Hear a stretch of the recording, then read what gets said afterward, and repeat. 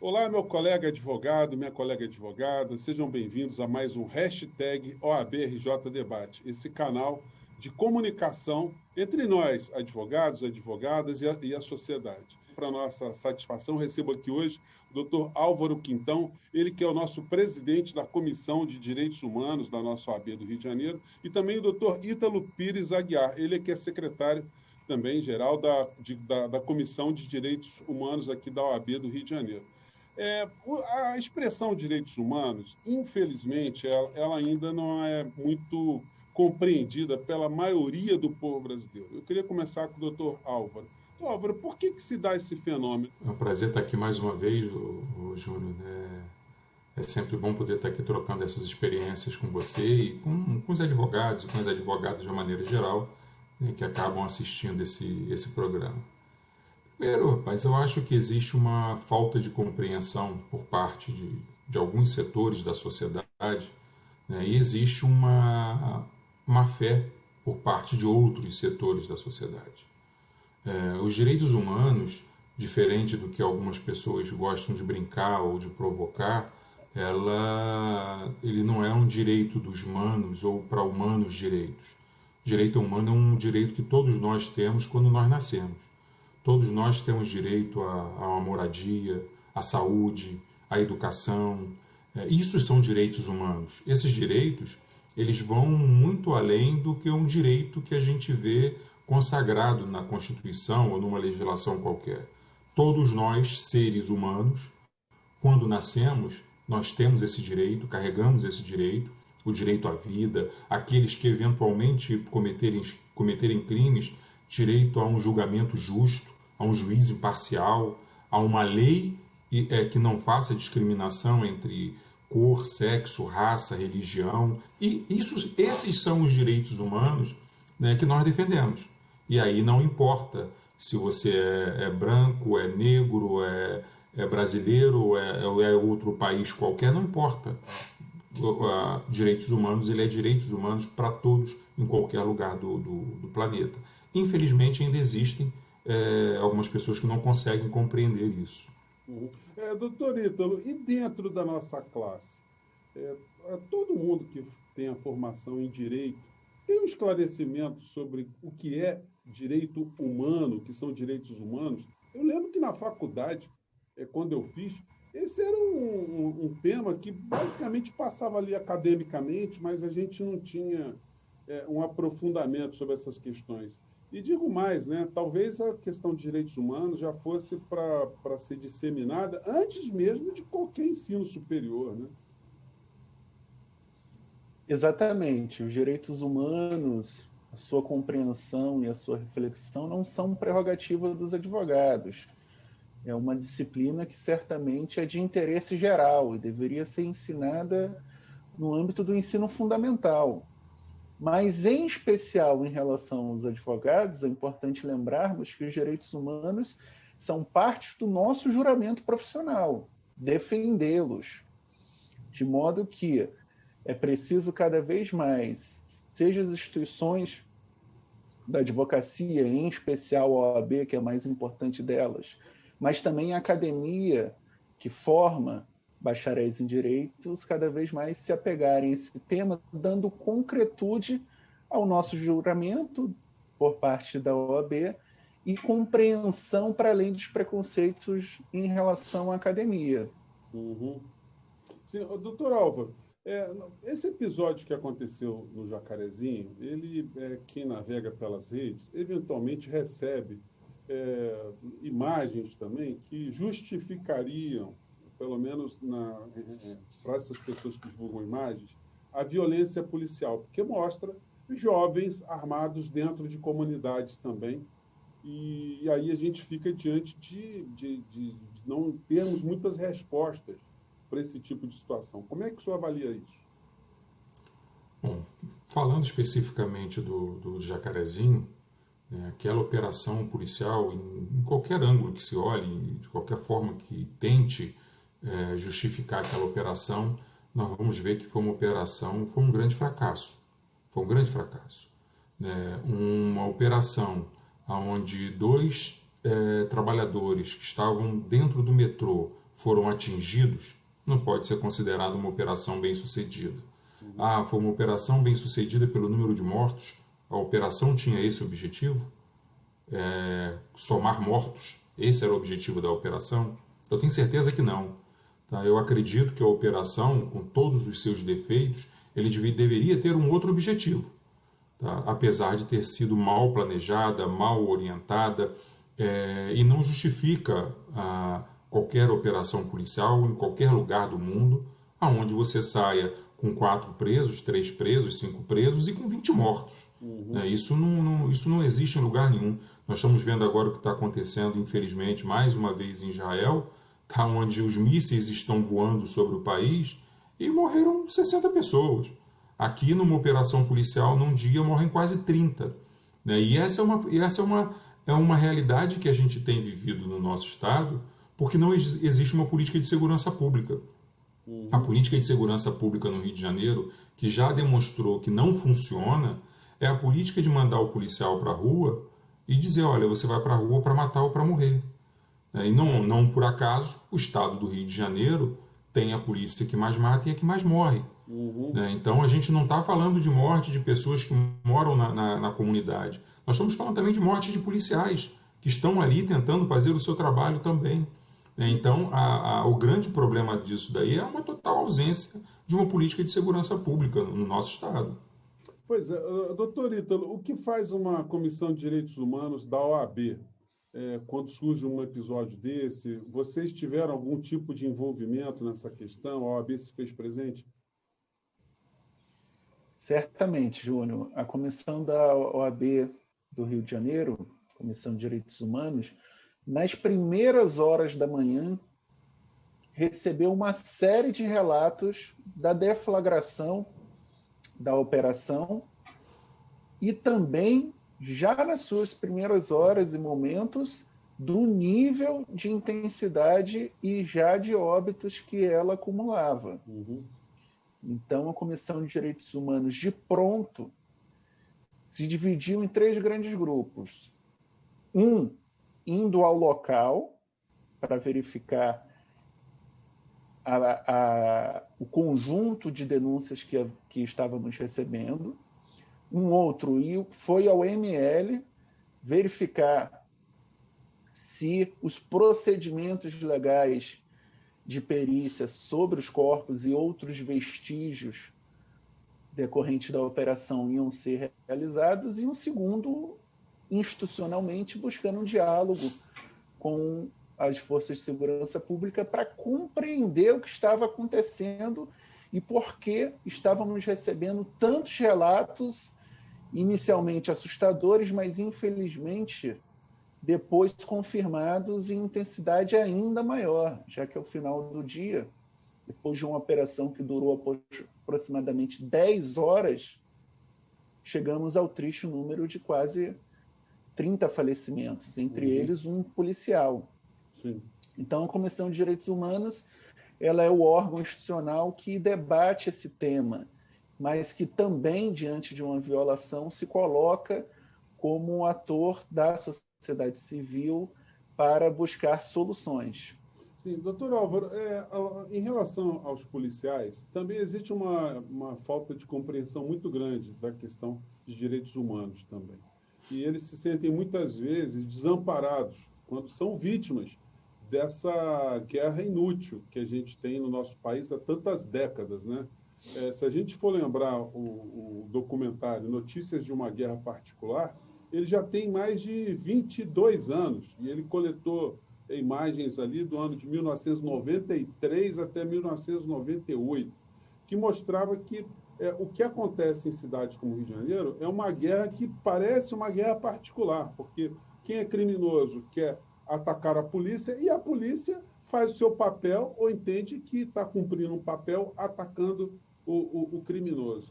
Como é que essa questão, o entendimento que o senhor percebe hoje da questão de direitos humanos dentro da polícia, a percepção que se tem, ou a polícia cumpre um papel de ser o braço, o pitbull da sociedade e ponto, acabou? Júnior, o problema é que quando a gente fala da polícia, né, a gente fala, por exemplo, da polícia nesse momento em que fez uma operação no Jacarezinho, onde morreram várias pessoas. E aí parece que você tem uma política contra a polícia. Parece que você tem uma política de defender todo mundo que estiver contra a polícia. Eu falei aqui no início, eu repito, direitos humanos é para todo mundo. A gente não escolhe profissão, a gente não escolhe classe social, direitos humanos é para todo mundo. A Comissão de Direitos Humanos recebeu, um pouco antes da pandemia, final de 19 ou começo de 20, de 2020, nós recebemos um grupo de PMs na Comissão de Direitos Humanos na Ordem dos Advogados. Esses PMs pediam ajuda, e a Comissão de Direitos Humanos ajudou esses PMs. Eram PMs que trabalham, que moram longe, que vêm para o Rio de Janeiro para trabalhar e que dormem no chão nesses containers que se tornaram, que viraram o PP. São PMs que ganham R$ 100 por mês para transporte, para ir para voltar para casa. Tá? Então, existem violações de direitos humanos, inclusive dentro da corporação, tá? Contra os próprios policiais. Eu também disse aqui no início que o grande problema é que o Rio de Janeiro não tem uma política de segurança pública. O Rio de Janeiro não trata a segurança pública com a seriedade que merece. E faz isso, bota o policial para a rua e diz, e você vai para a rua para matar ou para morrer. O número de suicídios dentro da polícia é altíssimo. Uhum. E isso expõe as condições que muitos policiais estão vivendo. Tá? Mas, infelizmente, o governo do Estado e outras autoridades não querem discutir isso. Preferem continuar usando essa mão de obra barata, botando na rua para atacar comunidades como é a do Jacarezinho, onde a grande maioria é formada por negros, moradores de periferia, em condições desumanas em que muitos deles vivem, muitas vezes reféns do próprio tráfico ou da milícia, mas infelizmente o governo do Estado, os governos, né, os últimos também não foram muito diferentes, nunca quiseram discutir segurança pública de forma séria. Doutor Ítalo, algumas questões que foram levantadas em relação a essa situação do Jacarezinho tem a ver também com milícias, que a polícia estaria elegendo algumas áreas para desenvolver uma atividade e deixando com que outras áreas da cidade ficassem à mercê de grupos paramilitares, os milicianos, né? O que se pode dizer sobre esse tipo de abordagem, vamos dizer assim? Júnior, seria leviano dizer que essa operação cumpriu um papel de abrir espaço para a milícia.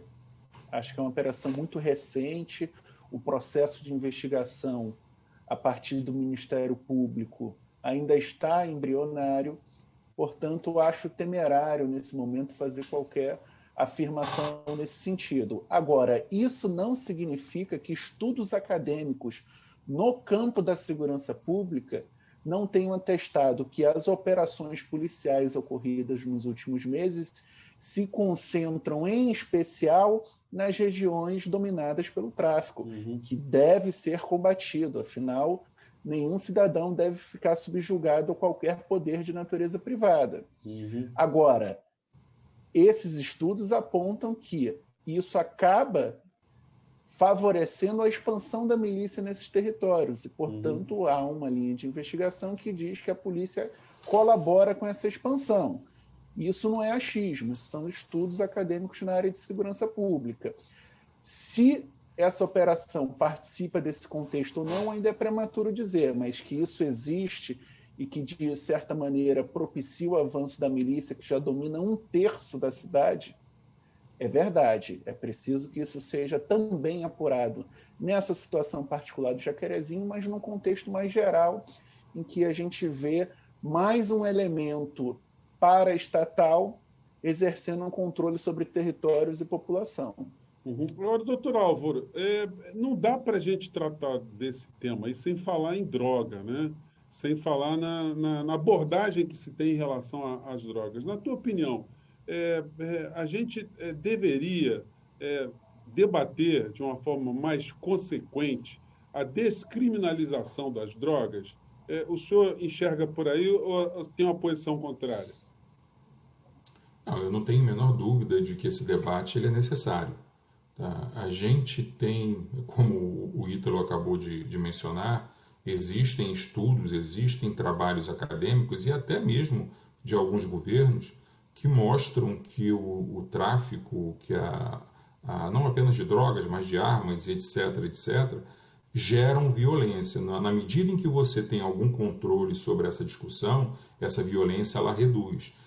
É óbvio que quando a gente fala em discutir a descriminalização ou coisa do tipo, tem sempre aquelas pessoas que partem para aquela discussão rasa, né? Ah, está defendendo que seja liberado para todo mundo. Não estamos fazendo isso.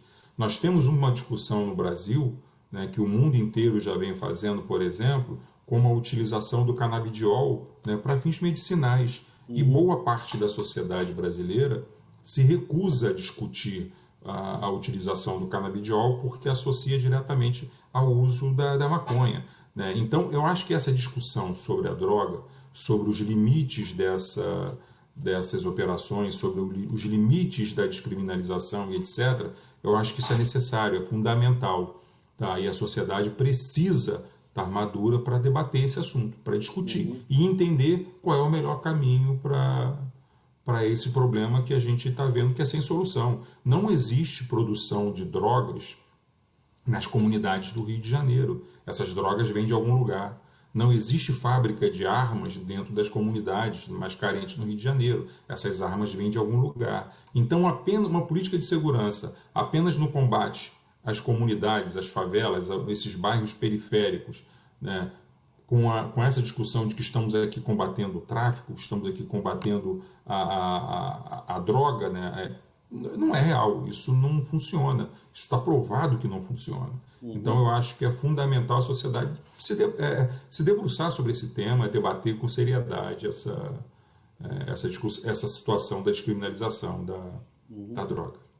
Doutor Ítalo, na sua opinião aí, quais são os tipos de obstáculos que a gente tem para avançar nessa linha que o doutor Álvaro disse? Será que o fato de a gente ter um momento no nosso país onde um governo que tem uma linha, tem uma postura de confronto, uma política de eliminação dos contrários, isso também não cria também um ambiente que fica mais complicado para se discutir esse tema de uma forma racional? Certamente.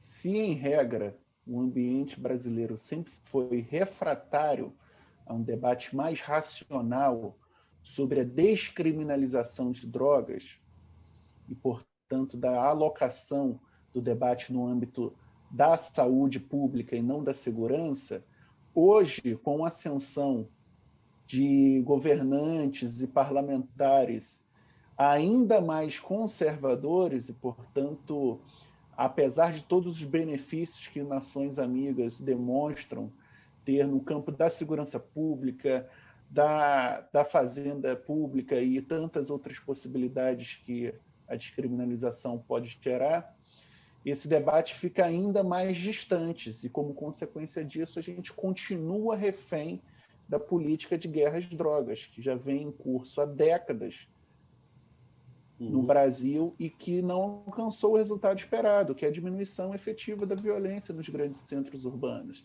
enquanto outros países já avançaram na descriminalização e, portanto, dando maior racionalidade à segurança pública, mas também abrindo empregos formais, garantindo a coleta de impostos e, portanto, de investimentos em outras áreas sensíveis. Mas, infelizmente, se já era difícil, hoje se tornou ainda mais penoso tirar esse debate da marginalidade da guerra às drogas e colocar na centralidade da saúde pública, dos empregos, dos impostos, etc. e tal.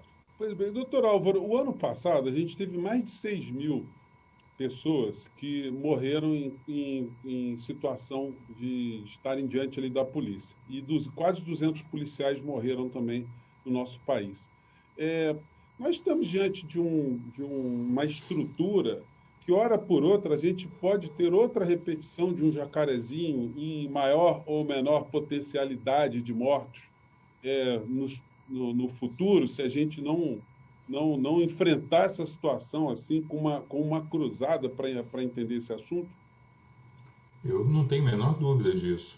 Tá? A gente teve durante a pandemia, apesar da decisão do STF, né, que proibia operações dessa natureza, a gente teve durante a pandemia da Covid, e o Jacarezinho foi só mais uma, nós tivemos várias operações da polícia que acabaram em mortes de inocentes. Né? A própria decisão do STF foi depois da morte do menino João Pedro, né, em São Gonçalo, que também foi uma operação policial que acabou vitimando esse garoto dentro do seu quarto, um garoto de 14, 15 anos. Então veio essa decisão do STF. E essas operações, elas continuam acontecendo, e eu não tenho a menor dúvida que se nós não pararmos com essas operações do jeito que elas são feitas, outros jacarezinhos vão acontecer. Tá? Nós tivemos em 19, assim que a Comissão de Direitos Humanos começou o seu mandato aqui nessa gestão da ordem, nós tivemos a chacina do Falé. Né? E depois do Falé para cá, nós tivemos, muitas vezes não eram chacinas com grupos grandes, mas eram vítimas de inocentes. Por exemplo, a menina Ágata no Complexo do Alemão, essas duas meninas, as duas primas agora em Caxias, que a Comissão de Direitos Humanos vem acompanhando, e tantas outras pessoas, tantas outras crianças perdendo vidas por conta dessas operações. Então, ou a gente para analisar e discutir de forma séria como fazer essas operações e se é necessário realmente a realização dessas operações, ou outros jacarezinhos virão. Não tenha dúvida disso. Doutor Ítalo, qual a postura assim, importante de um governante? O governador do Rio de Janeiro, ele tem como reorientar esse assunto ou a polícia virou uma entidade paralela? Como é que o senhor vê a posição política de um governador nessa questão? Pois é, Júnior. Eu me lembrei agora, durante a sua pergunta, de uma frase da professora Jaqueline Muniz, né? Que diz que a polícia, ela te serve, depois ela percebe que você está começando a tornar-se refém dela, vira teu sócio, e depois, quando ela percebe que não precisa mais de você, ela toma o poder e age de maneira autônoma. É claro que isso é uma analogia da ciência política e das relações com o poder armado em geral, mas eu acho que se aplica bem à política de segurança fluminense. Os últimos governadores, em regra, todos se deixaram pautar por um discurso populista na área criminal e de segurança pública, e por conta disso deixaram de exercer o poder civil sobre elas, dando diretrizes de atuação, buscando a sua eficiência, a sua racionalidade, como consequência disso, alcançar objetivos concretos, que é a diminuição da violência na região metropolitana, sobretudo. Então, é preciso que os governantes deixem de lado um pouco esse discurso populista que agrada e gera votos e reeleições e assumam o seu papel enquanto chefe das forças auxiliares e que, portanto, determinem uma formação mais humanista, um aperfeiçoamento científico, investigativo, e mesmo no âmbito do policiamento ostensivo, busque maior efetividade e eficiência, saindo desse ciclo vicioso permanente de que o Álvaro falou, da polícia que mais mata e mais morre. E mata os seus semelhantes e é morto pelos seus semelhantes, uma vez que a regra geral, sobretudo no âmbito dos praças, que são a grande maioria, é muito parecido com o perfil periférico, que, em regra, é morto em confronto. Então, a gente precisa parar essa roda interminável de uma política de segurança pública baseada no confronto apenas. Pois é, doutor Álvaro, eu vi um colega nosso, um advogado do Jacarezinho Negro, uma pessoa que tem essa vivência visceral dentro da comunidade, ele comentou, olha, isso aí não vai acabar com o tráfico.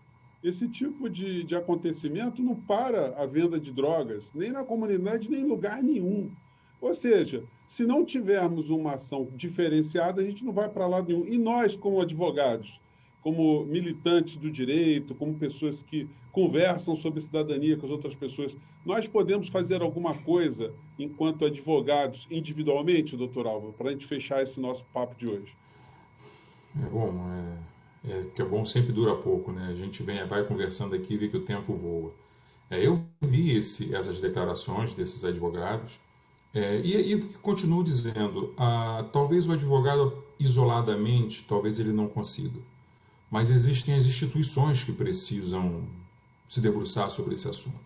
A Ordem dos Advogados vem se debruçando sobre esse assunto. A Ordem dos Advogados tem, dentro da sua estrutura, tem comissão de segurança pública, tem comissão de acompanhamento, comissão de direitos humanos, comissão de igualdade racial, comissão, enfim, existe um universo de comissões, de especialistas, debatendo, inclusive, a segurança pública, não apenas na nossa cidade, mas no nosso estado e até mesmo no país. Então, eu acho que as instituições precisam tratar esse tema não apenas na emoção de um jacarezinho. Precisam tratar esse tema de forma mais efetiva, se debruçar com mais atenção sobre esse tema. E aí eu acho que, de fato, a gente consegue contribuir. Apenas tentando aqui, fazendo um parâmetro, e vou concluir, fazendo aqui uma observação sobre o que o Ítalo falou sobre o controle das forças policiais pelo Estado, etc., é lamentável que esse discurso populista continue existindo. Nós vimos alguns políticos concordando com a operação, mesmo antes de saber o resultado dela. Nós vimos o vice-presidente da República dizendo: eu não sei quem são, mas são todos bandidos. Nós vimos o governador do Estado, também nessa mesma linha, dizendo que foi um grande sucesso, foi uma utilização da inteligência. Me desculpe, mas eu não consigo ver uma operação onde prende 4 pessoas e mata 30, tá? Uma operação como sucesso. Então eu acho sim que esse discurso fácil, esse discurso populista, esse discurso para agradar uma parcela da sociedade, gera ainda mais violência, vão gerar outros jacarezinhos e a gente precisa debater esse tema. Mais uma vez, Júnior, eu queria agradecer aqui, então já me despedindo, que eu sei que a gente está encerrando, e foi um prazer, e a Comissão de Direitos Humanos agradece esse espaço onde a gente possa debater um pouco do que a gente presencia aí no nosso dia a dia. Eu que agradeço. Doutor Ítalo, para a gente encerrar, se algum colega nosso, colega advogada, quiser militar na área dos direitos humanos, quiser se inteirar mais com a OAB, com a comissão que os senhores comandam, tem espaço, está aberto, é possível a gente juntar mais mentes e corações nessa campanha, nessa luta por direitos humanos? Certamente, a comissão é da Ordem dos Advogados do Brasil, portanto, a comissão é da advocacia. Todo advogado que se sentir tocado pelo tema é muito bem-vindo na Comissão de Direitos Humanos.